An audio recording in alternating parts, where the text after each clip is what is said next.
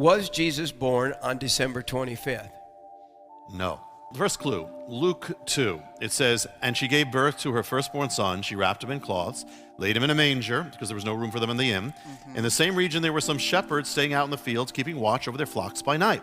The rabbis say in the Talmud that shepherds would only be out in the fields around March until the next rainy season. So people argue, well, you know, the winter there is not, the winter still gets cold there too. I mean, if you've been to Israel in the winter, it does get, I've been there when there's been snow. So there is one time of the year that shepherds would especially be out with their flocks at night. Only one, that's in the springtime.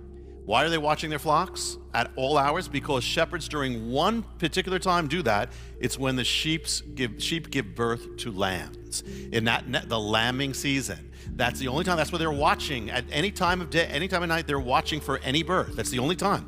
And when would that happen? The lambs are not like people. They're only born at one time. I never knew that. Yeah. I must be a dummy. Honestly. No. Lambs are only born at a certain time of the year, not like us. They can only be born in a certain season. They're born in the springtime. They could start as early as February, but it really would go March, April. That's the center. That's the Hebrew month of Nisan. We're going to also go through Nisan is that month.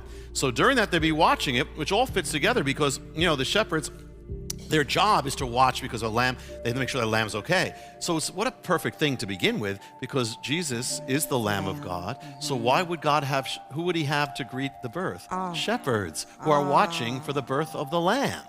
So here, that's so perfect of God. Messiah is the Lamb of God, and they're there greeting. That's what they're doing.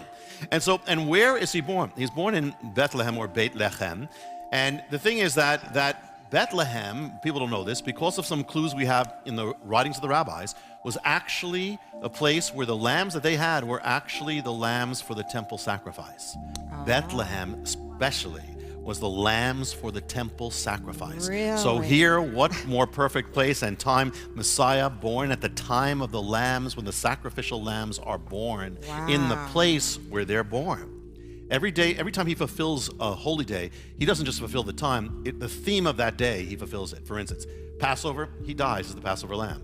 First fruits, he rises. So everything has to do with that. Is there any day on the Hebrew calendar that would match up with birth, new beginning, new everything? There is one day, and it happens to be in Nisan. And the one day is Nisan 1, which is the very beginning of the Hebrew year, the very day that begins everything. There was an early church, we went from there, and now we're going to go into the hidden vaults of the Vatican, okay?